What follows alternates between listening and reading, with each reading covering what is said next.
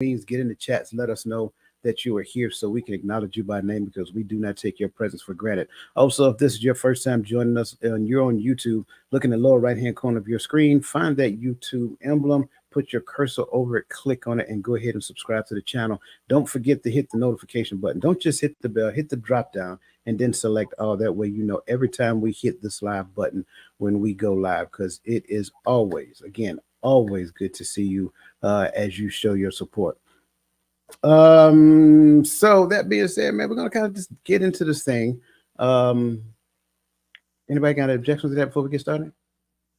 No, nothing. Everybody ready to go? All right, we're gonna have some fun tonight. All right. Have you ever wondered if what you believe is really the truth, or have you ever been in a conversation with someone and wondered, do they honestly believe what they're saying? Well, tonight we dive into the intriguing world of truth and perception, a topic that touches the core of our existence and shapes every aspect of our lives. From the philosophical debates that have puzzled thinkers for centuries to the everyday decisions we make based upon what we believe to be true, understanding the nature of truth is more than just an intellectual exercise. It's essential to navigating the complex world around us. This conversation promises to not only challenge your current perceptions, but also offer insights and tools to discern truth in a world filled with contradictions and varying perspectives. Join us as we peel back the layers of reality, question the unquestionable, and discover the profound impact of truth on our lives and societies. Now, as we get started, because as you guys can see, the topic of today's conversation is, you can bring everybody back up. As you can see, the topic of today's conversation is breaking through the illusion. You can bring everybody back. Breaking through the illusion, seeing the truth. I want to make sure that we clearly understand, because this particular conversation is, I think I really need to say this now. Again, this panel is, this platform is called Empowering Perspectives. And that said, we believe wholeheartedly that everybody's entitled to their own perspective. In fact, not only just that, we are the subject matter experts of our perspective. That's what we believe here. So again, make sure that we're respecting everybody's opinion. And I think this conversation has the opportunity to not only be fun, but also enlightening as well. So I kind of like want to jump into it. We're talking about illusions. So I just want to ask you guys real quick, in your opinion, what are they? What are illusions? Things that we believe are right in front of us, but they're not.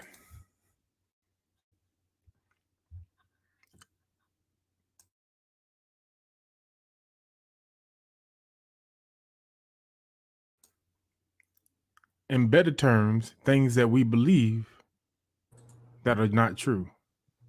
I think there's a lot of things that we walk through our day-to-day life. Here's a reality. Even in a construct where we have a governmental power, we have, I don't know, 200 and something people working in our government behind the scenes. Most of us really don't know 90% of the things that go on the table to be voted for, to be enacted into policies and into and to go forth into legislation. But it's happening every day. And so the idea that we know and we understand everything that's going on in our country is an illusion that is fed to us, but we don't know none of it. We don't know half of it, you know.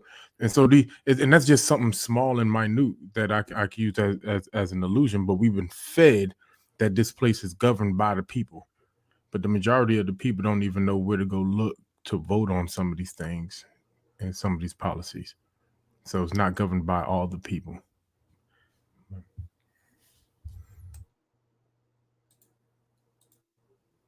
I think it's kind of like our interpretation of the truth, in a sense, or what reality is.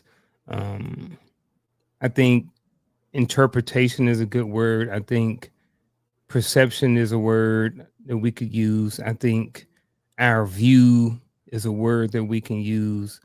And I think any of these different words can be used to kind of, like I said, our interpretation of what is the actual truth, in a sense. That's my kind of stab at it.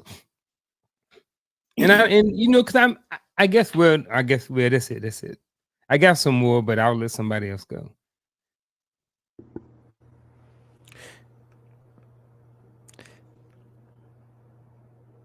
I think it might have already been said, but to me, an illusion is something that isn't there, but you think it's there, if that makes any sense.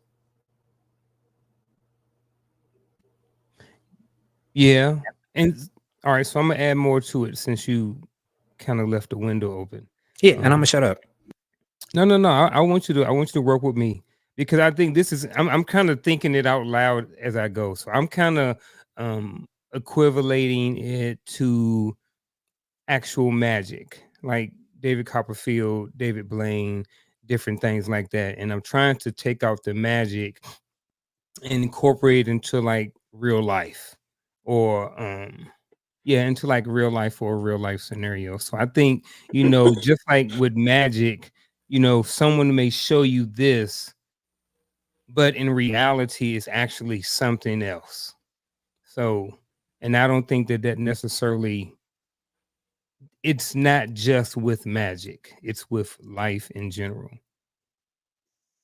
I think anything that we take and use our senses or our perception of something and make it truth rather than gathering factual information, that would be an illusion. Like you have an optical illusion, like when you're in a desert or when you're driving, you have something that you think you see, whether it's a mirage or whether it's how the light shines.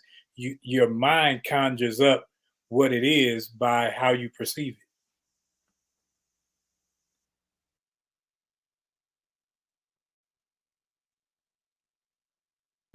We can't hear you. My bad. I thought I unmuted myself. I like that as I'm listening. So it's like, as I'm hearing you talk, I'm hearing different perspectives of the same thing. And for the most part, I don't or can't disagree with anything that you're saying. Um, from my perspective, and I like the fact that Roland brought up the idea of senses, right? Because, the notion of an illusion is a distortion of the senses. Now, I think that becomes just that piece alone is key. It's a distortion of the senses, revealing how the brain normally organizes and interprets sensory stimulation. So when we understand that, that should help us to understand something. And I tend to say it all the time, but I'm going to hold on to it until we continue to progress during this conversation. Illusions distort reality. They are generally shared by most people. Illusions may occur with any of the human senses, such as visual illusions, or we call them optical illusions. They are the most well known, but in a broader sense, illusions can also refer to beliefs or perceptions, as previously stated, that are not based on accurate information or that misrepresent real situations. This broader concept is often explored in discussions about social, cultural, and cognitive illusions, where individual or collective beliefs do not align with objective reality. These can stem from various factors, including cultural norms, psychological states, or misinformation. So, I want to ask you guys, based upon what you've already said, what you kind of heard me say just now, give us an example of an illusion. And Gaddy, I got your political reference, but what are some others? And I'm not putting you on the front. I'm not putting you on Front Street. I'm just saying, what are some other perspectives of illusions that we have experienced or that you've seen, just from day to day? Before we go there, I don't know if this goes before or after this question, but I wrote down, I was thinking about illusions versus learned behavior. You know what I'm saying? Like, what's the difference? And I don't know if it goes before this or after that question, but that's just what I was thinking because I was looking for more clarity in deciphering between what's an illusion versus what is someone's learned behavior. Okay. So, do you think it goes after? We can entertain it now. I'm good with it. Okay. So that's I kind of what I think want to know, like from the panel, like what's the difference? Like, how do we determine what is an illusion from what is someone's learned behavior or where they got their information from? and so I think it kind of starts treading down the hill of something that I see starred. So I wasn't gonna touch it, but when we start talking about the learned behavior idea, right? You got my mama taught me to open the door for a lady. That's not an illusion. That's what I was taught to do. That's my behavior, right? And so the difference is that they are an illusion can be part of what's taught to us, but it becomes taught information to the level that is now believed, and it's now subconscious. So subconscious it becomes unconscious. So this thought process that this thing is true because I was taught this is true, because my mama believed it, my daddy believed it, everybody believed it, so I believe it. And so I think that's where we're getting the difference between taught behavior and the illusion. The taught behavior is just how I was taught to act, react, or to do. But this illusion is based off of a level of information that I was given that just wasn't true. But I wasn't taught about the true information, so all I know is this false information that's laid in front of me. That makes sense. Yeah, the way you landed it brought everything together. I got it. Definitely got it. Yeah, you kind of go down a rabbit hole when you talk about this, because a lot of times a learned behavior and illusion can be the same thing. You understand what I'm saying? Like it can be the same thing. So yeah, this I think that aspect of it is deeper than the surface that we just hit it on. So You how understand can what I'm it how can it be the same? I'm sorry, Roland, if you had something, go ahead. Yeah, because I don't necessarily think they're the same. I think they can cross over one another, because I think when you're looking at the illusion, especially in what Twami was just speaking on, the illusion is my perception has now been jaded because of the information that someone else has told me. So Right, that's what I meant. I didn't, when I meant the same, I meant in that aspect of it. You understand what I'm Right. saying? I didn't mean that they were exactly like the same in definition. I mean that sometimes when you have one, there's the other, if that makes any sense. Okay, yeah. Now make it make sense, right? And this is why I say that, because I want to understand, based upon what you're saying, how can it be the same, or how can it be? I think we got how it can be different based on what Roland just said, but how can it be the same? Be the same. I wouldn't necessarily say they're the same. I would say that They're just in the same lane, like they line up, if that makes any sense. I would say that one may be the seed that produces the illusion in said person, because I've heard this, I taught this, so I have zero factual information. So now, instead of going off of what I know, I'm going off of what someone else has told me. So when I see the thing, I see it through the lens of whomever told me or taught me, instead of what I've learned for myself. Okay, I need an example. Give me an example. An example is Democrats always look out for Black people,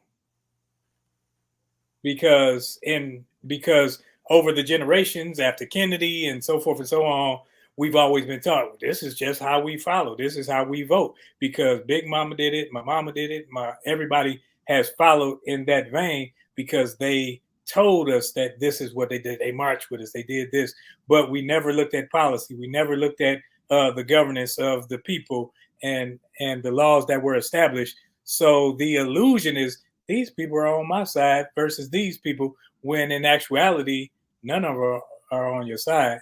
You got to be on your own side, and you have to make sure that you enact policy through if you do it through the voting or whatever you do, versus me depending on someone else. The illusion is they got my back. I like that. Yeah, y'all want to do politics. I don't want to talk politics no more tonight.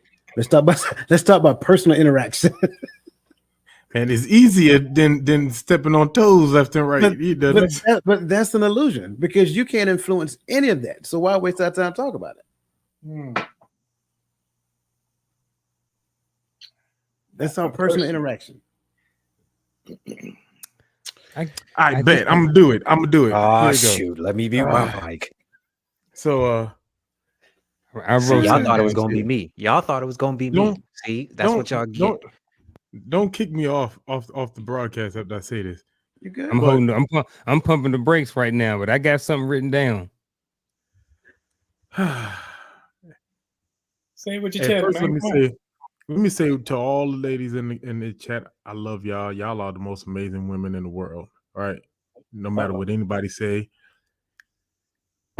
Tawami got y'all back. Like, you know what I mean? Now, with that said, like you roll up on Shorty and she looked like she's a 10, but she loaded with 10 pounds of makeup.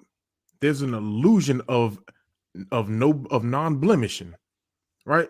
There's an illusion that she has no flaws.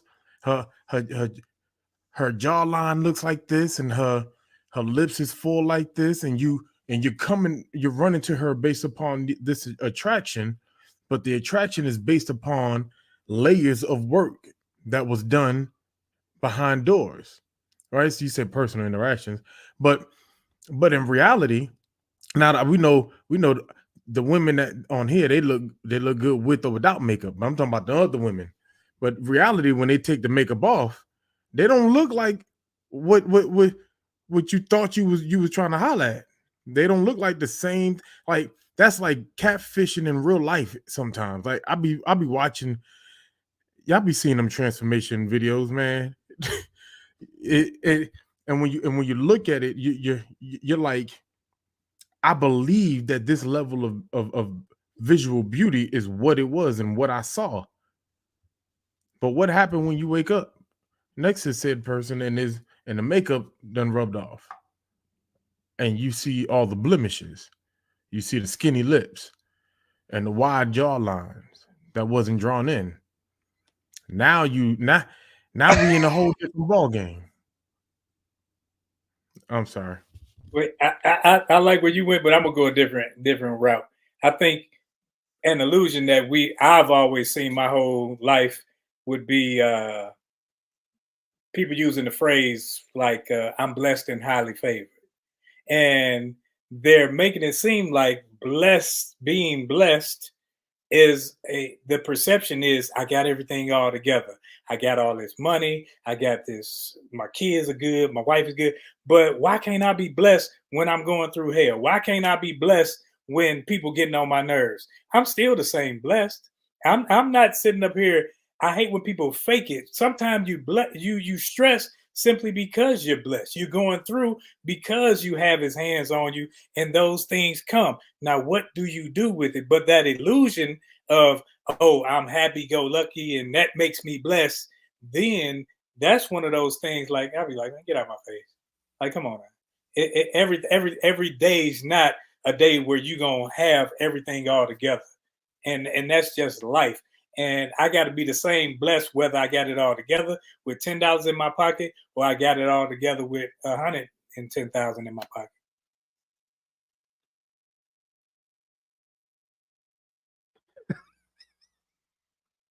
Garfield, your face is priceless right now. I saw Chris unmuted. I was like, I'm gonna wait. The floor is yours, Unc. I think there's an illusion out there that gender equality, that men and women are equal. Not to say that both are not excellent creatures, but I think that we were designed differently on purpose. And I think that has created a lot of division in the community, because instead of accepting everybody for who they are, I think it's like I said, it's kind of looked at it as equality, and there's no such thing as equality in anything. You know what I mean? There's 5 men up here and none of us are equal. You know what I mean? So no two things are equal, not even 2 snowflakes. So what makes you think that we're going to have anything that's going to be equality? Like, it's not about that, but I think that that's a big, that's a huge illusion. I think that these people have their roles and these people have their roles in the relationship. you know, and whatever those roles are they are determined by the people that are in that relationship. So that's my 2 cents on the an illusion. And I think that, you know, if I want to go a little bit more into the topic, seeing the truth, I think that when people is in relationships understand that they're not equal, but they work together, and that the rules between their relationship are understood, I think that their relationships are a lot better. You know, even the men that's on this panel tonight, no one yells at each other, no one cusses each other out. We, you know what I mean? Like, there's none of that. So I don't want to spill off into anything. So I'm gonna pause right there. What you got, Chris? There's an illusion inside that illusion. If I can do an illusion inception real quick. There's also the illusion that simply because there's no real like gender equality, that the role of our reflection is diminished because it's not the same as ours. That's an illusion in itself, because their role, just like our role, is extremely important. You understand what I'm saying? It's just not the same. But they're both, I would say the only type of equality that there would be is that they're both equally as important. They're just not the same. And it doesn't diminish one or the other. We're just different. And we're supposed to be that way. We're built that way. You understand what I'm saying? So yeah, that's my take. I like it. I like it. I'm not gonna lie, y'all stole my thunder. I was actually going to talk about diversity and inclusion, because diversity and inclusion is a hot topic as it pertains in the workplace, but in all actuality, it can be misleading as well. I think what they're talking about is pretty much equal access. So everybody in the workplace is supposed to have equal access, equal opportunity, so forth and so on. So if, say, for example, we put this job listing, we know we're going to hire for this particular job, then by law, I need to make it available for everybody to apply for it instead of wanting to give it to Chris, because I know Chris is qualified for the job. I actually made the job for Chris, but I got to make it available to everybody, because if I don't, I did not make it. I did not give everybody equal chances to pursue that. So I do agree there. I'm gonna go back to Gaddy's point about opening the door. You know, Mama taught you to open the door, so therefore, I'm gonna open the door. Opening the door isn't a bad thing, right? It's not a bad thing. There's nothing wrong with opening the door. But the minute that I take that, what Mama taught me, and said a real man opens doors for women, that's an illusion, right? Just because it works for me, just because that's what I taught, just because that's my norm, and I take that and I blanket it across everybody and say everybody's supposed to do this, and if they don't do this, then they don't measure up to the quality of what men, and I'm just using men because that's generally who open doors, right? It doesn't measure up to the quality of a man, then that now I just created an illusion based upon what I deemed as being norm from my upbringing, and I have now pinned that to everybody. So that's my example of an That's illusion. the learned behavior versus the illusion in one sentence. Yeah, same thing. Absolutely. There were some great comments that were highlighted earlier that we kind of got, we didn't get a chance to bring to the table. So I'm going to bring those up now, starting with Lisa's comment. And this is their response to what an illusion is. So Lisa said an example: when the police ask a group of people for the description of individual, you have different descriptions given. So is it a subconscious bias? It's definitely a subconscious bias. Absolutely. I think. Go ahead. I was just saying on that first comment she made. I've read it a couple of times when she first made it, but you reading it out loud made me realize not all illusions are made with malice, because the police officers do have a vision or an illusion of what the suspect may or may not look like based upon the words or the information given by others, but Right. it wasn't with malice. It was just the information given. or perception. Oh, I like that. Good point. I like that. Now, Chris, apologize in advance. It's a military thing again. All right, you remember when we went through basic training? Like we thought that, at least I had the illusion that the drill sergeants were the baddest mofrackies on the earth. Little did I realize is, I mean, some of them were, but you know, they were playing a role at the end of the day. Like they had to present themselves in a certain manner in order to get a certain outcome that they wanted, you know. But there is definitely an illusion at the end of the day. They're just men and women just like everybody else. But bro, I was scared in basic training when I first got there. Nobody. I was Yeah. scared. I know. Yeah, yeah, look- not all with malice. So I appreciate bringing it. Yeah, up. absolutely, absolutely. Miss McCoy says that it is the way your mind or brain processes information and thoughts. That is an accurate statement. Very good. I greatly appreciate that. So let's kind of get out. Hold on. Sounds like fake it till you make it concept. yeah. That within itself is an illusion by itself. So let's kind of, because we started kind of teeter-tottering around it. So let's tackle the first key point is the perspective on truth. So that said, the question that I have for you gentlemen, is there any such thing as absolute truth, or is all truth relative? I'm sorry. I think in our minute minds that, and I say that just in the relativity of information that is may or may not even be available, but that exists, right?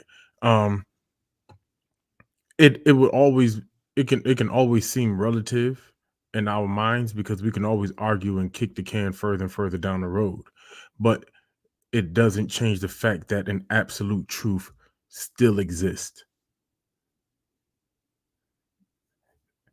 That's all I got. So you're saying yes, there is absolute truth. Okay. I would have to say yes too, and that's only because in order for truth to be quote unquote relative, you have to come up with some type of exception, and that exception only proves that the truth exists. You understand what I'm saying? So yeah, there is an absolute, and it's difficult for me to say that because I normally don't do I don't do absolutes. Only a Sith deals in absolutes. Word to Obi-Wan Kenobi. But to be real, that I do believe that there is an absolute truth. I do. I'm on the fence, but I'm kind of going a little bit more with relative. And the reason why is because absolute truth, the thought that came into my head was who or what determines what the absolute truth is. Like in order to say something is the absolute truth, it has to be measurable, or someone has to say it, or it has to be proven. So how do we determine what the absolute truth is? So if I'm looking at it, I'm kind of leaning more towards all truth is relative. Gotcha. I guess I'm gonna slide over here with because I look at things. We all will say water is wet. We can say that's the absolute truth, but then you can go around the corner, around in the Water's low, not wet. and then somebody will say, "Well, that depends on your language." So now is wet what you say it is, or is it what I say it is? So now you got people arguing about this part of it, saying what we will agree that it is something. But when you say it's an absolute truth, I think we have truths that are agreed upon by the majority, but that's relative to how you think and what you've been taught and the information that you hold. Oh, we 2-2. Very interesting. But see, even in that example, water is wet, there's still an absolute truth. Water is water. You understand what I'm saying? So that's why that this is a rabbit hole that you could just go down. Like let me stop. Let me shut up. But who says that water is water? I'm gonna take a poll. You said that water is hold on. water. Wait. We ain't finna do that. No, that's a rabbit hole. I'm not doing that. Okay. I want to take a poll. Okay. If I release this, which direction is going? Down. I got one that says down. It's going. If South, you release it, down. If I turn it loose right now, which direction? if you drop will it, it's gonna go down. It's Okay, gonna there's two fall. that says down. Yeah. Okay, so 3 say down. 4 said down. Okay, 4 say down. So if it's going to go down, can I prove that? Yeah, Yeah, drop Can I it. prove what you just said? You can prove that the direction of travel is beneath, but you can't necessarily prove that down is the direction unless we all agree upon down being the direction. That part. Wait a Yes. minute. Wait a minute. No, Wait a no, minute. no, You said if no. you Yeah, release I was it, thinking that too when he Yeah, said you- what direction. that means you can throw it, and it can go any which way you No, want. no. He just talking No, about he letting said it go. let Yes, go. I just let it go. It's Which going direction? See, you It's- see, Because it's down the direction. But direction. see, that's But see, this that's is the direction rabbit I hole. go. no. Here's why. That's relative to here because we're on here on Earth. If he was to do the But that- same thing on the moon, it would not happen. So But that's it's the that, relative to where we are. But in notice. space. No. But no. Oh, wait. Notice what you're doing now. You're adding new information. See, thank No, you. we're talking about thank you. absolute truth. No, I say if I drop this right now, what Mhm. direction would it go? See, It would go down. Right, it will go down. And can Mhm. I prove what you guys just said? Yeah. Okay, that's a fact. Therefore, based upon what you thought, what I just proved, that made that the absolute truth. I don't care what direction I do it in. I don't care where I go. I can even take it and throw it. It's going to go down. Why? Because Eventually. the law of gravity will guarantee it happens. And if there is a thing that guarantees a fact that's going to happen, that is a truth. And it will happen every time, which makes it absolute. so are you saying that an absolute truth is based on natural law? I'm saying it can be governed by natural law. Okay, That's why I alright, did not want alright. to. That's That's where why I'm- I did not want them to talk politics because we were going to talk Yeah, law. early. Exactly. That's see what why I'm yeah, that's right up my alley. So this is why I said that there's an absolute truth, whether or not we're privy to the information. This is why scientists work so hard and they journal so hard, is because they're trying to get to the absolute truth about a thing, but they just are not privy to the information yet. So they have to keep trying things and keep trying things until they get to the truth, to the answer. And so I think a lot of times we dismiss things because we don't have the information. Very good, sir. 2 stars. Hey, 3 stars for Gaddy. I see what you did there. So that was my friend, is what we call proper analysis. Very good. I like that. He was being the available man just now. But so and so to my point, I believe that there is absolute truth, but then I also believe that there are things that are relative as well as it pertains to truth. Because like Garfield started injecting, when he started injecting new information, if I was on the moon, right, it would behave differently. And so what we have to realize that a lot of times, as it pertains to the life that we live, okay, thank you for the 3 stars there. As it pertains to the life that we live, there are some things that are absolute. We know that if I do this, this is going to be the outcome. But then sometimes we need to analyze the information that the environment has given us so that we can actually change what we would normally do to create the outcomes that we want. Do me a favor and bring up that statement, please, by Miss McCoy. She was over there dropping nuggets today. She said, "What is a lie? It is the illusion of the truth." And I will say, relative to that point, if it is malicious intent, then I will definitely call it a lie. But there's also a degree of ignorance that can be added to that. And if it is ignorance, I wouldn't necessarily call it a lie. So I want to inject that piece in there as well, because sometimes it can just simply be ignorance. I didn't know. I thought what I was saying was right, but so yeah. All right. Is it an illusion of the relative truth, or is it an You know illusion what? of The next key point is the next key point is the nature of illusion in everyday life. So, gentlemen, the question I want to kind of throw at you real quick. In your opinion, what ways do our senses deceive us on a daily basis? And what does this tell us about the reliability of our own perceptions of reality? Gaddy already said the makeup. No, I'm just playing. I thought we got off of that, man. I Hey, man, say, is hey, this I'm about to what say, we are hey, doing on this fine I'm Friday about to evening? say he made it back to shore, bro. Let him stay over here. Man, I'm trying to stay dry now, man. Man. Well, I guess since I'm talking, you know what's crazy as I'm thinking about this is like we base the things in our senses based on repetition and experience, or repetition of experience, right? Like when I smell something, I close my eyes and I smell something, right? I'm smelling things, but if I don't know what it is, so I'm relating it to something that I have smelled before. It smells like peanut butter. It smells like shrimp. It smells like whatever I wanted to, whatever it is, but does not necessarily mean that that is what it is. It's just something that smells like this thing that I've smelled before.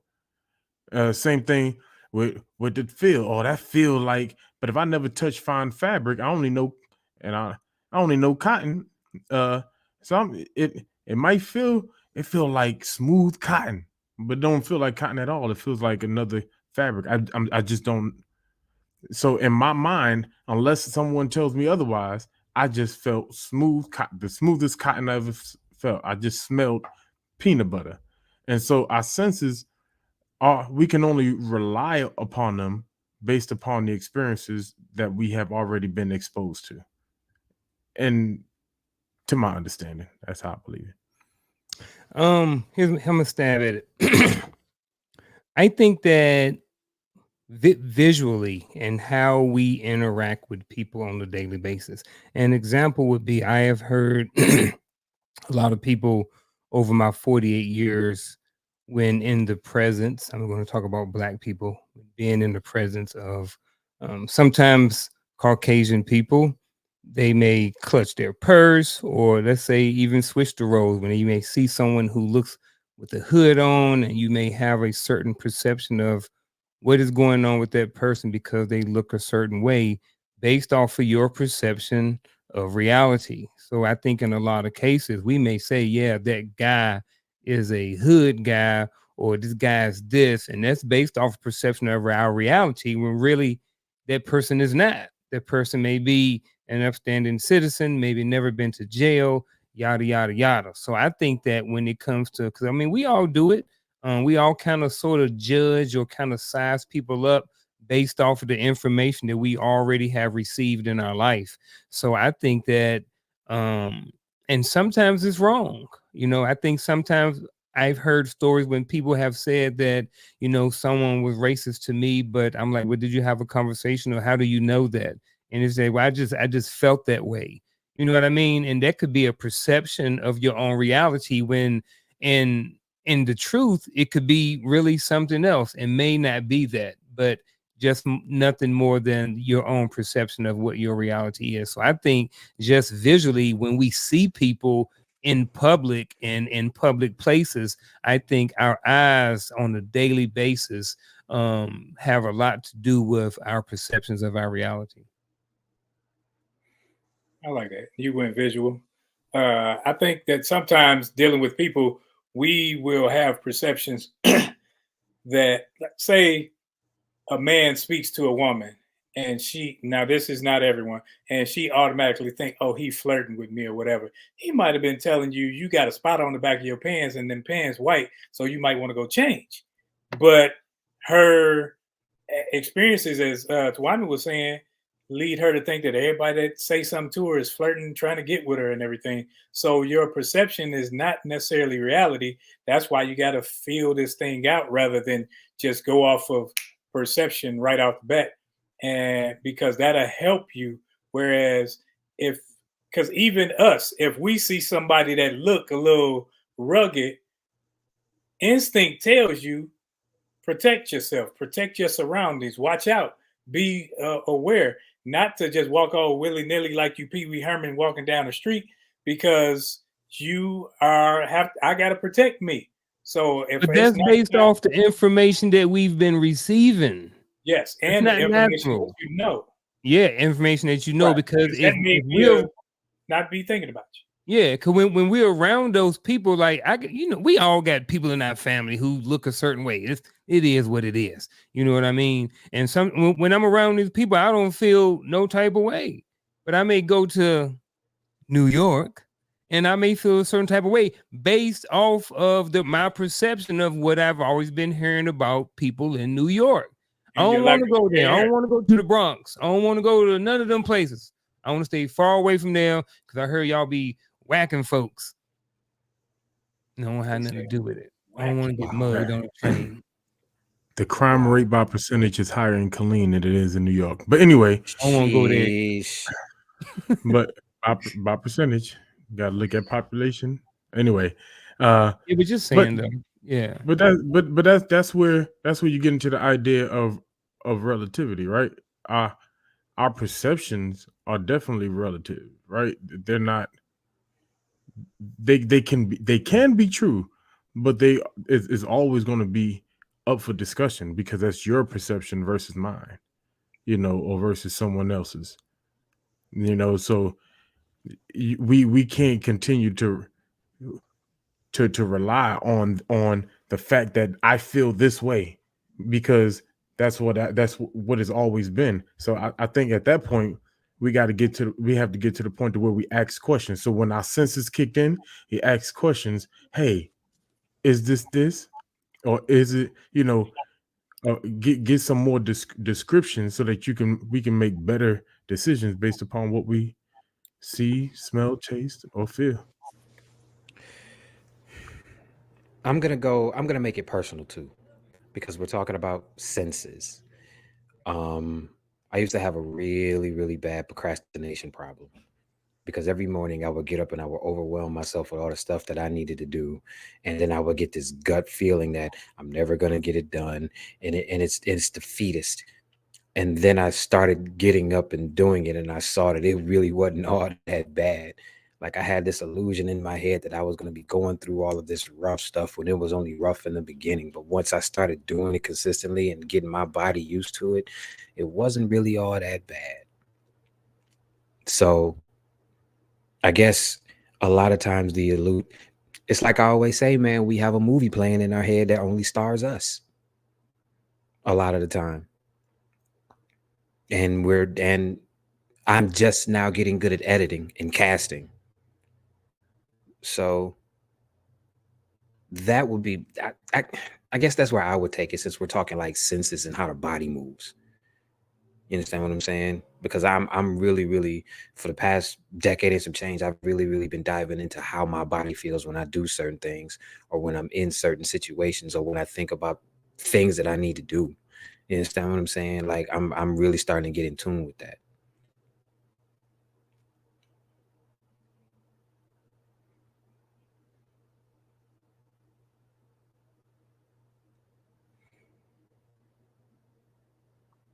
You good, Ro? Okay. So yeah, I'm with you. I will start it off by saying that first and foremost, our perceptions are based upon the information that we receive. That's what perceptions are. So the information that we take in. Perspective is the lens in which we view things from. Someone mentioned the idea of the notion of it being relative. Sure, it is. It's relative to me. So when we look at the question again, what we have to realize is that based upon the question, please, the question, yes, one with that. Thank you. When we look at the question again, what ways do our senses deceive us? Because the senses will deceive us because it takes all information and it says, hey, what about me? So if it's hot outside, it's hot outside. But if I walk outside and say it's hot to me. It don't matter what the temperature gauge says, right? The temperature gauge may say 75, but if I walk outside, my senses say it's hot to me. So that's the first thing I'm going to have to say, because your senses take all of the outside information and point it at you. And so the unfortunate part behind us is that when it comes down to reality, it doesn't really give us reality. It only gives us our small piece of the pie as it relates to reality. Again, I like to do this because this makes sense. you can't see the entirety of this cup. So your perception of this cup only exists from what you can see.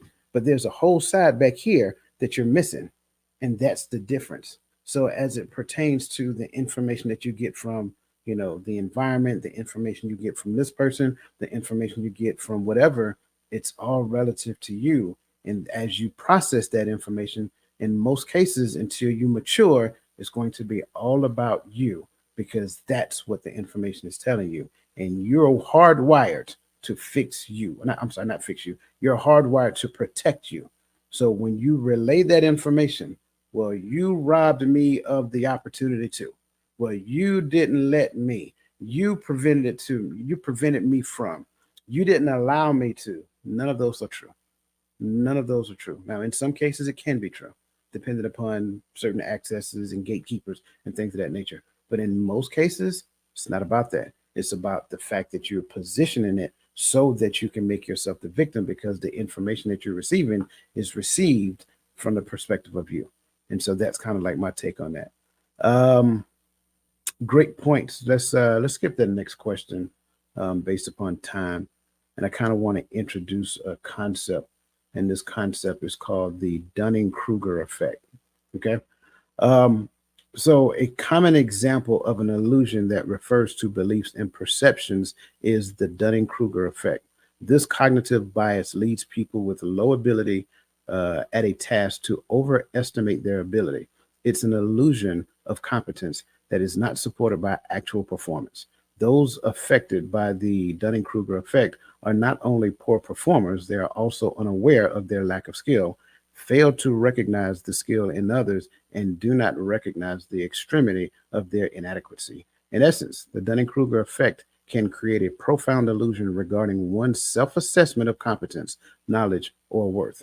This illustrates how our cognitive perceptions can often create a distorted reality where individuals believe they are more skilled or more knowledgeable than they actually are. This illusion is not confined to just individuals.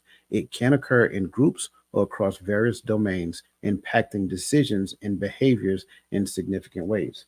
Now, I wanted to kind of bring that to the forefront because now let's go back to that question above it.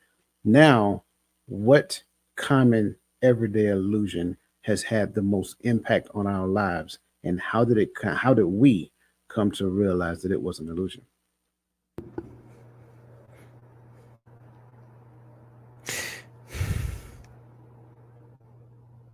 I guess the main illusion is that social media and real life are the same, and they're not. Jesus Sage. Social media and real life are not the same at all. Because if I base my opinion on social media, I would hate everybody. But I go outside and people are actually cool. Listen, man, real life is cool. Real life is cool, and going outside is cool. Talking to people is cool. Everybody isn't out to, you know what? Nope. Mm-mm. Nope. Mm-mm. Mm-mm. But that would be where I would go. That social media and real life are the same, and they're not. Most of these people on social media don't even act that way in real life. How did you learn that? If you don't mind me By asking. going outside. Actually, you know what? I take that back.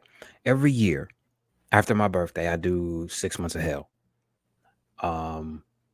It's basically from September 20th to March 19th. No drinking, no smoking, no fast food, no since I used to train martial arts, I'm not allowed to street fight. I'm not allowed to have sex unless I'm in a relationship, and I'm not allowed to be on social media. So I unplug, and I actually live in the real world. You understand what I'm saying? That's how I learned that most of the stuff that's on social media is fake nonsense. It's an illusion. And it's an illusion people hide behind because they too afraid to go outside, because they think everybody outside is out to get them, or because somebody disagrees with them that they hate them. Shut up.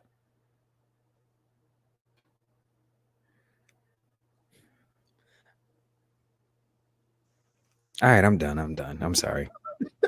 I'm sorry.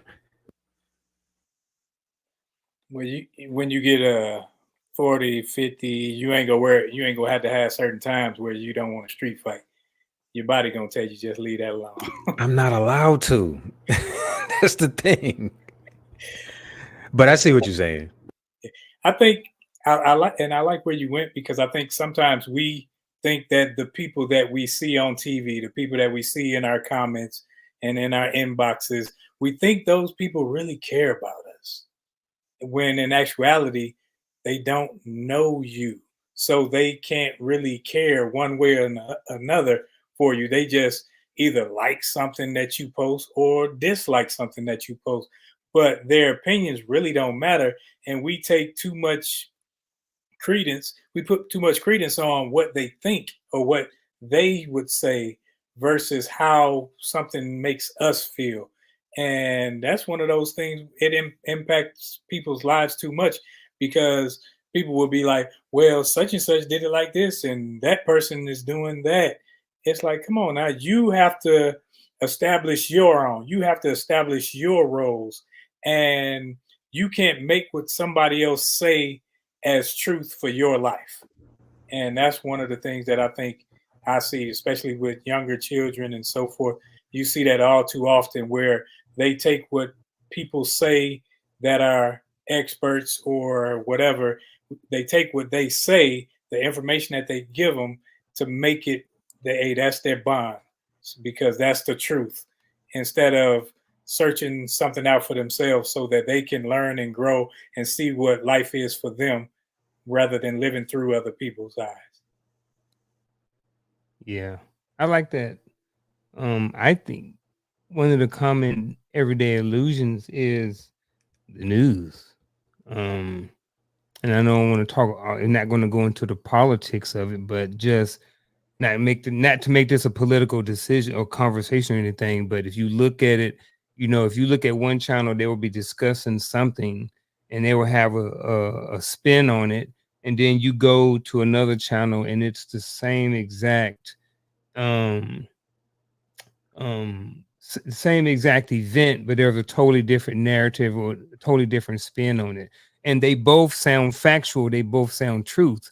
So I think that's one of the biggest illusions that impact our lives is what we watch on the TV. I think there are a lot of people who watch the news and they experience a lot of fear and a lot of anxiety, scared to go outside, scared to send their kids to school, scared to do a lot of different things because of what they're seeing on the TV. But if you look at some of the data, we live in some of the safest times that we ever have. It's just that when you turn on the TV, it looks like there's a lot more going on. You know what I mean? So I think that's one of the big ones. And then if you look at the news in general, like you really can't break anything down in the news. You know what I mean? Like they have 3-5 minute segments and clips and stuff like that, but they have to get so many different topics in within the span of that news show. So it's like you really can't get all of the information about the war, about this, about that. You know what I mean? So we're kind of forced to go to different avenues to find information, which is not necessarily a bad thing. I think it's a great thing. But I think just the news in general is one big illusion that has impacted our lives on a daily basis.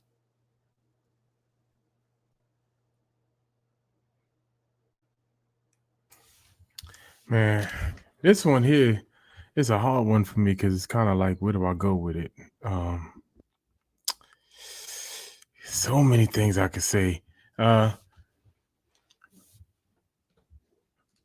to be honest with you, this conversation kind of takes me to a lot of these heated discussions in today's social media world, because a lot of these arguments are arguments because it's a bunch of illusions that somebody's better than somebody or somebody's not good enough. Or, it's just, to me, I feel like when Chris brought up social media is just jaded with illusions and false realities of what is, so that's what I'm saying. Like it's kind of hard where to go with it, right? And so I take it the easy road, right? The idea that Black families don't exist, full black families. You know, if you let the media and social media tell it, you know, black homes are either broken or soon to be broken, right?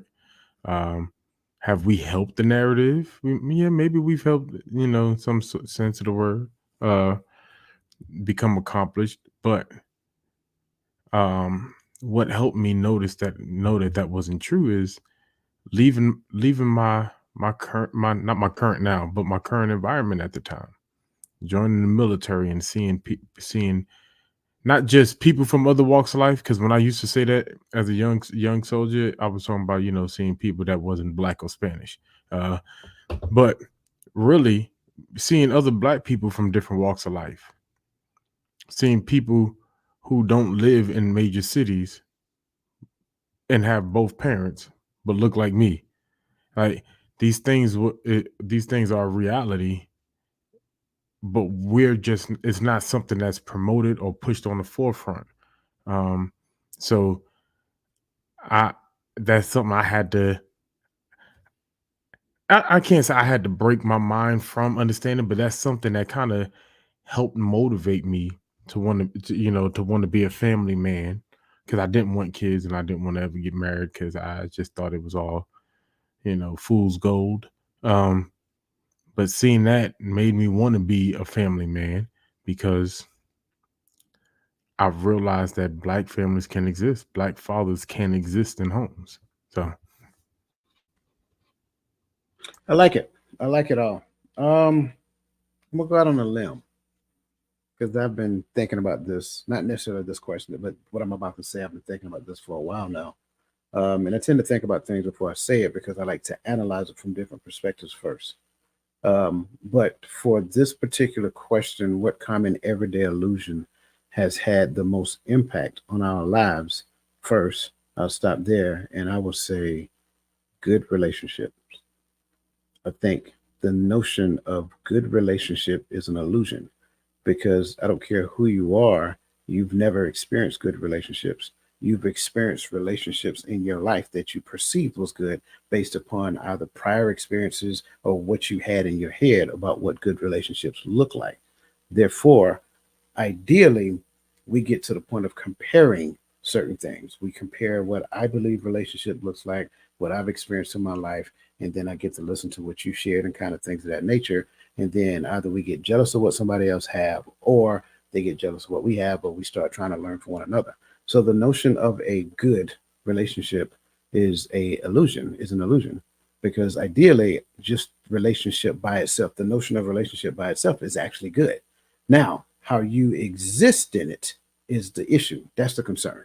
Like, so your understanding of what a good relationship is, and now we get to the perception of it all, right? So your upbringing, the things that you've learned, your experiences, failed relationships, all that great stuff. So now that gets through the way of you expressing your idea or your notion of what a good relationship is. So again, going back to my point, the notion of good relationship is an illusion because in most cases we had an idea in our head and then we realized that that our idea was probably too lofty or unattainable or whatever. So just that alone, just that notion of good relationship. And like I said, I took a minute and I sat on it because I wanted to make sure I processed it from different perspectives. And I don't care how I looked at it, got to the point and I came to the conclusion and I concluded, got to put my finger in the air. I concluded no one ever experienced it. Go ahead, Garfield. I know you got something, bro. Yeah, because right here I'm totally disagreeing, and I'm like I'm in a good relationship right now, and I think Shell in the comments would probably agree. So maybe I'm mishearing, or maybe I'm um not hearing you correctly or something. But what I don't understand. Maybe No, you're maybe I good. didn't get something. You're good. And I would not disagree that you believe you're in a good relationship, but I will also submit to you that you're in a relationship that's better than any relationship you ever had. Yeah. Okay. But does that identify it as good? You see what I'm saying? So Mhm. now as we start looking at certain things, what we are currently existing in, and I'm just using you because you brought that up, right? What we're Mhm. currently existing in is better than what we've ever experienced. Therefore, in our mind, we is good. Yeah. You see what I'm saying?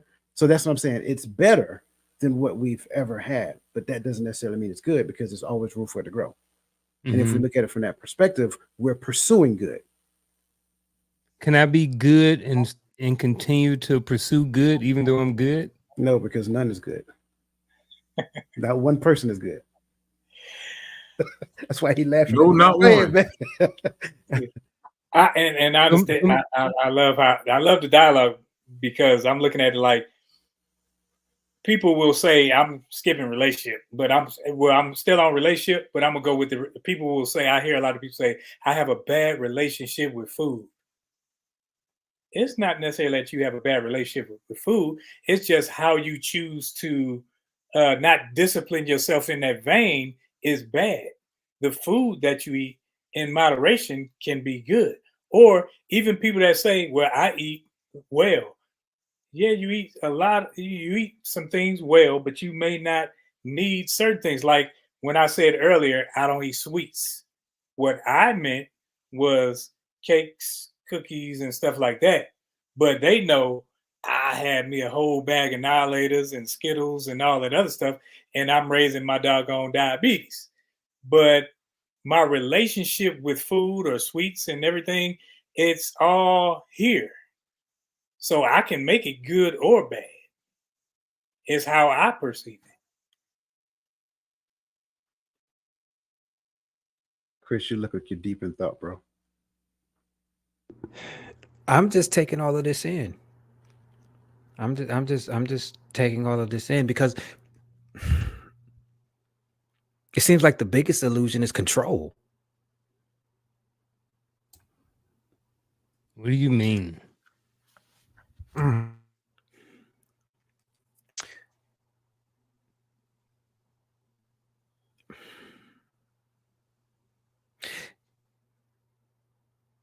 I could walk out of my apartment right now and walk down to my car and fall down the stairs.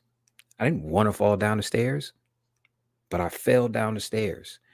You understand what I'm saying? Like there's certain control itself is an illusion. I think the main thing that everybody is talking about is choice.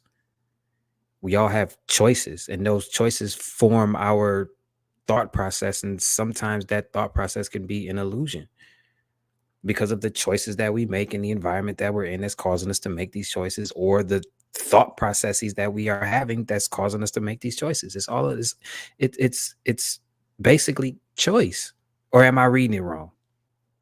I wouldn't say you're reading it wrong. I would definitely agree with what you're saying, though. Like, but it's you got to go back to your biases, your subconscious bias. So ideally, we'll make a choice, and that choice ends up creating the situation that we exist in, right? Well, the situation that we exist in gives us information back, and that information we get back, sometimes we look at it as I'm the victim of this situation, not necessarily realizing that I created the situation to begin with, or I exist in a situation and I view my world through the lens of my skin, right?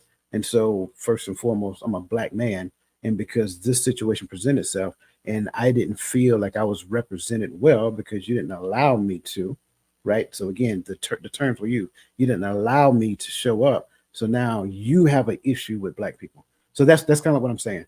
So it's not that you're wrong, but it's just that everything always, like everything about our lives, will always stem from the choices that we make. Will always stem from the thoughts that we have, which leads to the choices that we make, right? And back to the point with getting back to the notion of good relationship versus bad relationship. We're always in pursuit of good relationship, but we can exist in a relationship that's better than what we say, than what we've ever experienced, and then we're kind of grandfathered to good.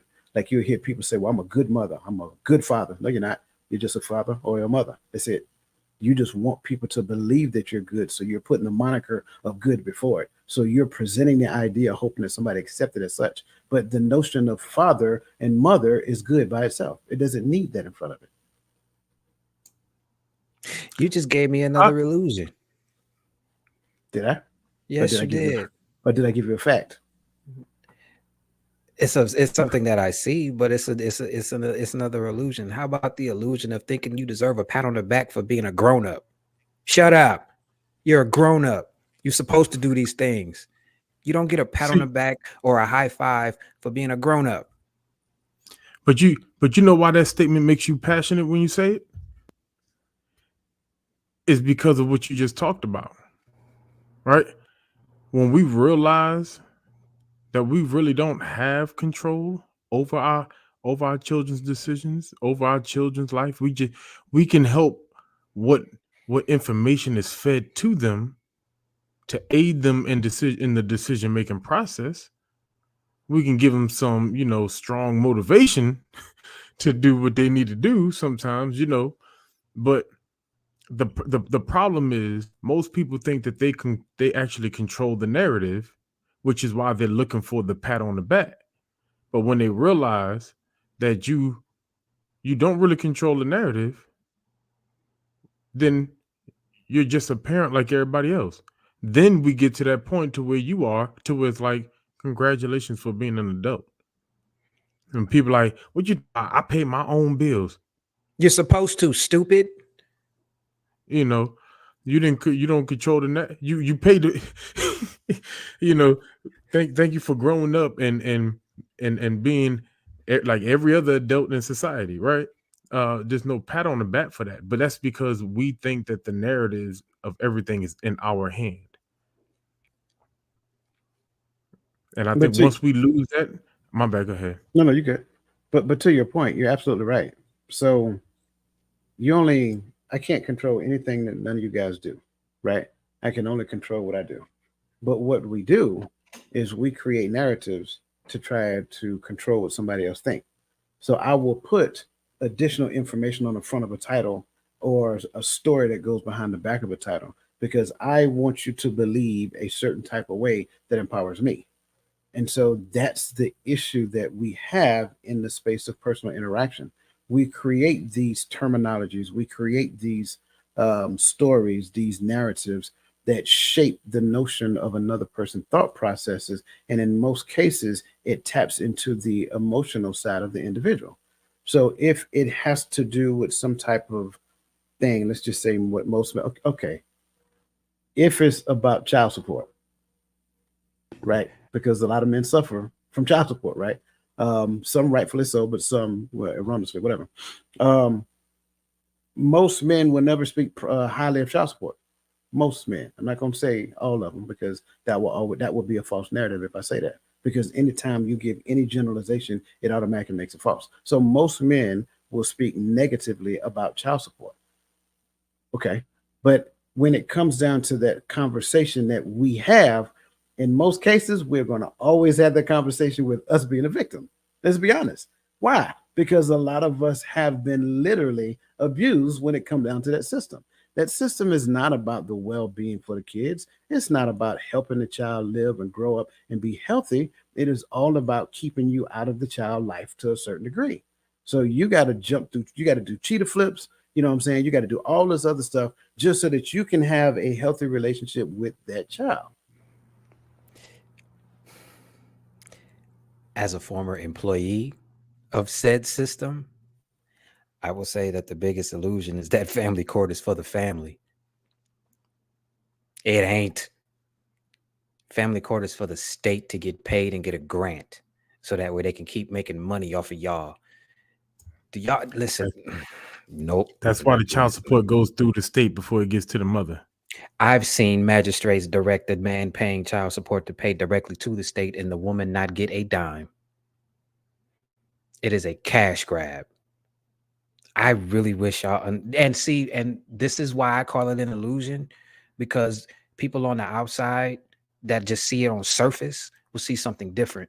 But I'm in the inner workings of it. Like I've moved files between every major courthouse in the city 2 or 3 times a day, 5 days a week. I've seen this. You understand what I'm saying? The biggest delusion is that family court is for the family. Family court is to keep y'all apart and spending money so that way everybody else can get rich.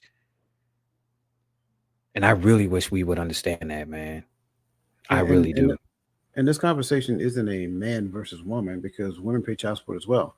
It is a family conversation. It's a big extortion thing to me. Exactly. It's a big extortion thing from the state siphoning resources from the breadwinner to give to the person that don't have no money. And sometimes the breadwinner is the woman. Sometimes I'm looking at it from both sides. It's if you make if you are the one that makes the most money in the situation, you're probably gonna get ran over the coals because that's how the state is set up. And the reason, and part of the reason why it's the illusion that it's an all-out attack on men is because a lot. I'm not gonna let me say a lot of us. Let me say for me, why that I have that illusion that it's an attack on men. And not only did it hit me hard at one point, but also I grew up listening to women say if a man don't do right, get pregnant and then leave him. Now he got to pay you for the rest of your, like so you hear women literally plot it out, and so that has been so for me, it makes that illusion that it's an attack, that all women are, once they get pregnant, they're going to attack men and use the baby as a weapon to manipulate the men, or they're gonna get them for their child support. Like you know what I'm saying? So though that's not true, because that's a generalization, but just like I said when it came to the broken homes, like, are we not helping the narrative a little bit? We can help fix the narrative by fixing the mindset. But this goes back to the previous part of the conversation. when you realize that there ain't no good relationships only seems good because we're content and we both willing to sacrifice for the greater cause, which is the relationship, and you don't have no control. This is just everything wrapped up in one, but I'm gonna leave that alone. I love it. I like, thank you, Chris. I like the fact you brought the notion of control in there. And I'm agreeing. I'm totally not disagreeing with anything you're saying. I'm agreeing 100%. Again, we just got to get to the point to where we recognize when people are trying to control us, right? When we are trying to control other people, and remove that from the space of relationship, so that Garfield says, so that we can actually exist in that space in harmony. And I think that'll be a beautiful thing. I think we got time for one more. Let's jump down to Echo. The last question. The last question before psychological comfort of illusions. Discuss the impact of echo chambers and filter bubbles. All right, gentlemen, last question for the evening. Discuss the impact of echo chambers and filter bubbles created by media consumption on the internet.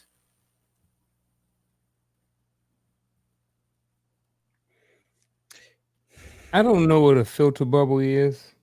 So I'll speak on the echo chamber piece. One thing I noticed about the echo chamber is that a lot of times people who are having some of these conversations have never even experienced what they're having conversations about. And I think that's a huge negative impact. I don't know how many times I'll cut on social media something and I will hear, men talking about what it takes to be a good woman. I hear women talk about what it takes to be a good man. I hear single people talking about this is what it takes to have a successful relationship. And it's so many people repeating the same exact thing. However, they've never been in any of those situations. So I think that it can have a very negative effect when people who haven't, like people who are out there talking about, oh, you should never get married because of this and this, right? But they're not listening to the people who are saying these are the reasons why it's a good thing to get married. So they'll go down the rabbit hole, go down the echo chamber, and he keep hearing that same thing, and then it starts. I think sometimes it can create a thought pattern or a mindset that goes along with it, to which you can eventually start acting those things out, or they start becoming part of your belief. So I think that, there's both sides, but I think the negative side of the echo chamber can have a very negative effect on people as in general. I think it's totally negative. I don't care if even if it's a positive thing. If you only listen to one point of view, That you're part going too, to yeah. side with that view and not even listen to the other side. That's why, like some people, I know some people, I don't listen to Fox News. Some people, I don't listen to MSNBC because they think, or they'll say that's left wing, that's right wing, and they never take accountability for themselves to say, let me gather all of the information and make up my own mind. But what we'll do is we'll find ourselves, we'll listen to these set of people, and those are the only people that we listen to. And so now we end up saying exactly what they say. So the same talking points they have or they support, that's the only thing I support. That's the only thing I'm into. Whereas if you listen to everything in the whole, then you can gather an overall opinion about something versus one side, one side or the other. And that's what the echo chamber or the filter bubbles do.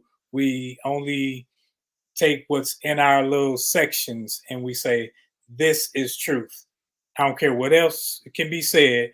That's not true. This is true. We have no evidence that that's not true because we won't even listen to it because we're in our bubbles and I only listen to people like me. I only listen to people that look like me versus I'm listening to people, anybody that sound like they got some sense. I will listen because I'm going to parse out the information in my due diligence in my studies versus what somebody just shoves in my mouth and tell me to eat.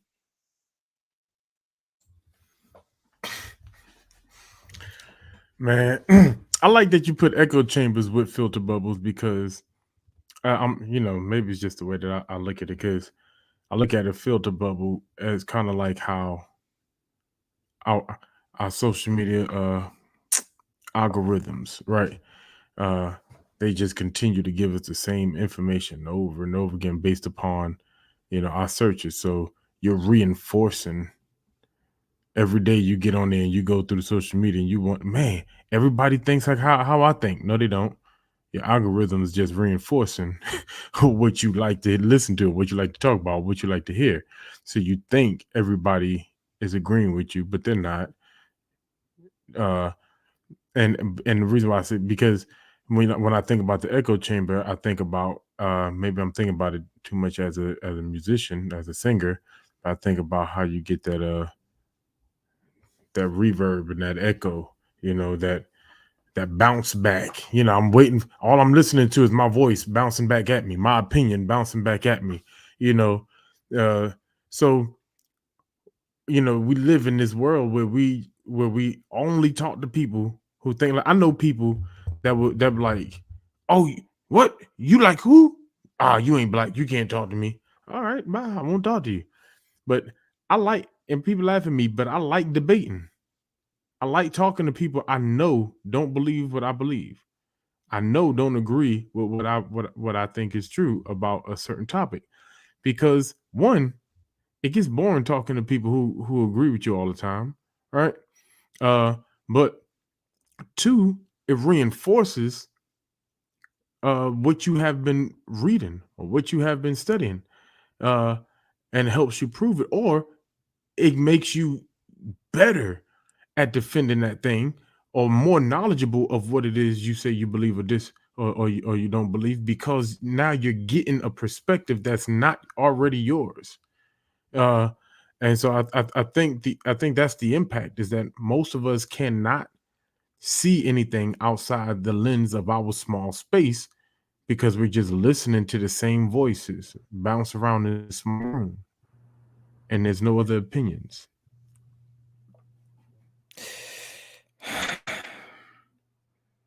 To me, echo chambers and echo chambers and filter bubbles is why I'm not on anybody's side when it comes to debating anything, and I look at everything from an objective point of view.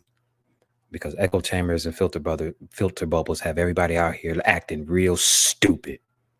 Like it's stupid. We're having stupid fights about stupid stuff. Seriously.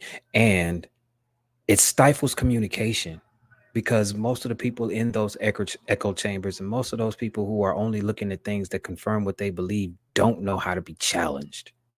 They don't. They think that a challenge is a personal attack instead of me actually trying to figure out if what you believe makes some sense. Like I listen to everybody. Like, case in point, I used to, and before I even heard a word she said on the internet, I used to think Candace Owens was the biggest grifter in the world until I actually sat down and listened to an interview that she had, and she actually started making some sense. And then that's when my whole perception changed of Candace Owens. She makes a lot of sense sometimes. And the fact that I'm even saying that allows people to put me in a bubble or a box that I have absolutely no business in. People are acting real stupid right now. And what angers me the most is that we know better. We do. We know this is stupid. We know better. We know better. I say this all the time, man. We're not this stupid. Like, we're not this stupid. For real. We're not this dumb. I refuse to believe that. I have too much faith in my people to believe that we are this stupid. But hey, maybe this is me thinking utopian. I don't think so. I also think that it's a small percentage of the people. I think that most people are not on YouTube and not looking at that information. I think it's another case of the small having some of the largest voices. Yeah, I agree. I definitely agree with that. And a lot of times they just continue to put them, not to repeat the same thing that's already been said, but they elect to put themselves in the same conversation that just reinforces their own biases. Even when you start looking at filter bubbles, they construct the algorithm so they only see those things as well. So they're getting it every time they go on social media, just kind of reconfirm what they're thinking. And then they put themselves in those situations with people that speak the exact same language. And a lot of times what you'll find is that they're adopting what somebody else says and now it becomes their talk. And so a lot of times the sheeple do not have the ability to formulate their own thought and think, objectively as it pertains to information. So when you present information, they struggle with analyzing information in real time because it doesn't fit the normal talking points. I can't, you know what I'm saying? 1 + 1 = 3. Wait, what? Let me back up. Now that doesn't make sense to me. They taught me 1 + 1 = 2. Well, see, that's the point. And so a lot of times that's what ends up happening when you throw some different information out there. Yes, I did say sheeple. When you throw some different information out there, they struggle because they can't analyze and come up with a thought in real time. I just for the sake of conversation, just throw that last question out there before we get to final thoughts, because I know we're cutting it close. So that said, why might individuals find comfort in maintaining certain illusions about themselves or the world, even when faced with evidence to the contrary? You should have been here this question. Right? Control. Sometimes it could be about control. That's why, like, racism is a race. And if I can keep other people behind me, that makes me in the front. And I want to be the front runner. So as long as I spread narratives that other people are inferior, then it keeps me out front. It keeps me in a position of control. And now not only do I control people through that, I control them through media. I control them through any of those aspects, because now I can paint you, I can demonize you. So if you look a certain way, I can post that and I can make it the narrative that, oh, this person, just like if you watch TV, you will see almost every criminal, I don't care what color, they're going to put on a baseball cap and a hoodie. And that makes them look a certain way. It makes them look thuggish or whatever. So when I can push those narratives out there that this is what evil looks like, this is what bad is, it keeps me in a position of control, because I can sit back and allow that to fester in other people's community while I rake in money and I continue to stay on the top. It's funny as I listen to you say that, that's what they're doing with cyber hackers now, right? So if you notice, every like video or whatever that has a person who is hacking or whatever, they got on like a hoodie with a baseball cap. They got this dark image because they're trying to put a image in your head that it's not good for you to be a cyber hacker or whatever that looks like, knowing that some of the biggest hackers that work in the industry work for these big name companies in the government. So I like that. I agree. I like what Roland said. Also, I'm gonna kind of go the opposite direction, and I'm gonna say some people find comfort in that it supports them not taking responsibility. You know, well, I guess what I'm trying to say it leaves them with no responsibility. You know what I mean? If there's a certain illusion out there that I can never get ahead because someone is keeping me down, then they're not forced to do anything because they have taken all of the responsibility off of themselves and they have put it off onto someone else. So I think that that's whether that's comfort or not, I think for some people that is kind of comfort. Because you like, well, it's kind of an out, and that kind of goes into the mindset of it, but it's kind of an out when you can say that, hey, you know, I'm never going to get ahead because I'm in a certain system, whatever like that. So that's just my 2 cents. I think it allows for people to not take responsibility. Again, I agree because you see it all the time. As long as there's a reason why, then there's no need for me to do anything differently. I love it. Mm-hmm. Yeah, I that's where I was gonna go with it. I'm gonna keep mine short. Illusions make people comfortable being stupid, knowing that they're being stupid. Like, you know better. Like, you know deep in your gut what you are about to do is stupid. But you have this illusion in your head thinking that it's okay for you to do it. So you do it, knowing it's stupid. I said I was gonna keep mine short, so I'm gonna keep it short. Illusions make people comfortable acting the way that they act and doing the dumb stuff that they do.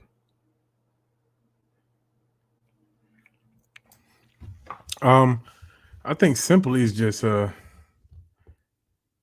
it's fear overall for some people, right? Because everything everybody said is true, and so I think for others is also fear, right? The fear of what? Fear of change.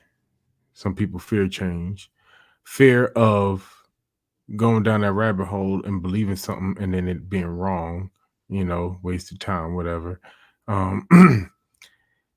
Fear of accountability in a sense, right? And one that I know hits close to home for me, and Roland know what I'm talking about when I say it. But the fear that mommy and daddy was wrong this whole time with what they taught me. Some people do not hold new information because it goes against what mommy and daddy has taught me, what granny has taught me. And if they're wrong, then that means they're not the intelligent beings and or not just intelligent being, but whatever it is I envisioned them being, whatever kind of Superman I thought daddy was, whatever kind of Superwoman I thought mommy was, they're not, because they were wrong and they taught me wrong. And so, and if I accept this new information, though it makes more sense than what I already believe because the evidence lines up, then I have to go home and tell my parents they were wrong. And that changes your entire world. If I have to change my outlook on my parents, which shaped how much I held on to what they said, then what else do I need to let go of? And for a small fraction of a second, feels like my entire world is caving in because all my entire world of information is starting to crumble. Depending on what the illusion was, right? I know that was kind of deep, but yeah, I'll plant my flag right there. I felt like we was about to get the late night love show slow jam mix coming up next, man. Wait, what's happening right now? Yeah, you see how his voice smoothed out the whole way. Like, what is going on? But so I had a thought. There was another illusion in that too. The illusion of it being disrespectful for you telling your parents that they was wrong when you found out new information. That ain't disrespectful. Your kids, they should be able to tell you when you messed up. They should be able to do that. You Especially if should they're have that grown. open window as long as they being respectful about it. You shouldn't have no gotta- issue with that. You got to Especially say if they're "excuse me" grown. one time for the people. Especially if they're grown. Look here, I got one last illusion before we go into final thoughts. If I create a if I create a narrative that we're gonna do a raffle, and we're gonna have a raffle drawing in 90 days, and I convince all of you to participate in the raffle, and the amount of money that I collect from the raffle, I put this big ginormous number on a billboard and say we're gonna have a drawing in that day on that day and call it a lottery. Did you not know that you were paying for the actual all of the monies that you paid for the ticket was the actual drawing that came from? I mean, I'm just curious. But okay. That being said, we're gonna go into our final thoughts.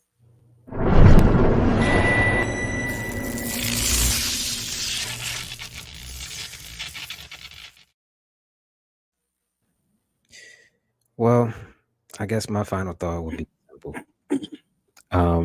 This whole conversation was about finding the truth and breaking through the illusion. First things first, before you go seeking whatever truth you are looking for, I truly suggest you have a very, very long and very difficult conversation with yourself about whether or not you really want it. Because a lot of times, this truth that you are going to find, which breaks this illusion that you've been living in, can hurt a lot. So, yeah, that's my final thought.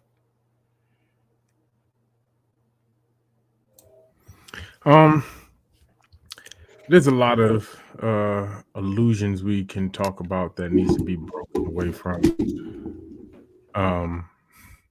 But I say let's be motivated to open up our eyes to not reject things that don't feel good or that doesn't go along with the narrative that we already believe. The scriptures in Proverbs 18 tells us that only a fool would argue without hearing the whole of a matter. So get the whole of a matter, because there's information, there's truths out there that we don't know, that haven't been exposed. There's things that we believe to our core, and it's going to send us in the wrong direction in life and after, right? So let's exhaust information, and let's and be conversationalist. I think a lot of people in this society that we're in now, a lot of us as we get older, or a lot of us that were not born in the late 90s and early 2000s, we become so introverted because we don't like these new people. So we don't talk, but talk more, conversate more. You gain a lot of information and go down the rabbit holes every now and then. That's all I got. So today's topic is breaking through the illusion or seeing the truth. The thing about an illusion is that you may not always be able to see it. And this kind of goes back to my analogy early on when I was talking about like a magician, and sometimes illusions are created to deceive us. In order to be able to see the truth, we have to be able to break through that deception in order to be able to see it. So the only way to do that is that I think that we have to work on ourselves. We have to seek out new information, and then different things like that. So, on this journey, and because we all going through it every single day, we all see illusions out there, but it is up to us to see through the truth to that, and see how the truth, the absolute truth, can benefit us in our lives and going forward. That's my final thought. I think we need to get used to listening to people and information that puts us in a position of discomfort. because when you're in a position of discomfort, it'll make you research, it'll make you think, it'll make you think outside of your normal box. So don't look at things as bad or good when it comes to information. Look at it as information and let that information guide you to seek what the truth is within that, because there are things that you don't know. Your way is not always the right way. Your thinking is not always the right way. You didn't always think how you think now. So open up your mind to actually listen to those that don't think like you, and you'll find that you have more in common than you do don't have in common. So look outside the box. Don't ever put yourself in a box, and learn to listen with an open ear and an open mind. That way you can decipher through the mess and see what's beneficial versus those things that just sound good that aren't beneficial, but you just go along because it's from the side that you like to slide on. So that's my take on that one. I think this was overall a good conversation. I enjoyed it. I hope you enjoyed it as well. Um, for me, I like to talk about the real briefly the Dunning Kruger effect. I think a lot of times for believers, we understand that we are not to think more highly of ourselves than we ought to. That helps us to embrace a certain degree of humility. But here's the other side to it. A lot of times, even in the midst of doing that, we tend to think that we know more than what we ought to. We tend to think that we know a lot more than what some other people do, and that by itself can be an issue. That can be an illusion, because sometimes we know certain things, but we don't have the ability to apply certain things. We can quote this, but we can't live this. We can say this. We can talk equations and things of that nature, but when it comes down to practical application, no one can actually see it. And so I say that from the perspective of every version of deception that you can ever imagine under the sun is wrong. I don't care what it is. So if you're trying to convince somebody that you're really good and you're not really that good, that's deceptive and it's wrong. Even if you're good, let your behavior and your works prove that you're good, not your lips. And so a lot of times what we do is we try to articulate ourselves being a whole lot better than we want to, than what we really are. And let's be completely honest. All of us has done it at some particular point in time. You wanted to be accepted. You wanted everybody to like you and so forth and so on. And so you kind of told a story about yourself. You shared something that wasn't true, or you kind of talk about yourself as having all of these accolades, these attainments, so forth and so on. But the only thing we were really doing at that particular stage is bragging on ourselves because we want these people to view us from a lens that we want to be perceived as. But it really reveals more of an insecurity that we possess. So we got to be careful. We got to be honest with ourselves first before we can be honest with anybody else. And so for me, that's the thing I would say. So please go look up the Dunning-Kruger effect, digest it, understand it, and hopefully that by itself can help us to get to the point to where we don't do a whole lot of lip service. Let's just do a lot of service. So listen, I know we went over tonight. We greatly appreciate you guys for staying with us. Again, remember to hit that like button, share it as well, because I think it's a great conversation. Go back and look at it again. For those of you who are available tomorrow morning at 10:30, we'll be talking about submission part 2. Those are always great conversations because we talk specifically about relationships. So that is awesome, and I look forward to that as well. Again, every week, every Friday, 8 p.m. Eastern Standard Time, right here, the Hearts of Men podcast. You guys have a great rest of your evening. And if we don't see you tomorrow, have a fantastic weekend. And remember to let the best version of yourself be a blessing to somebody else.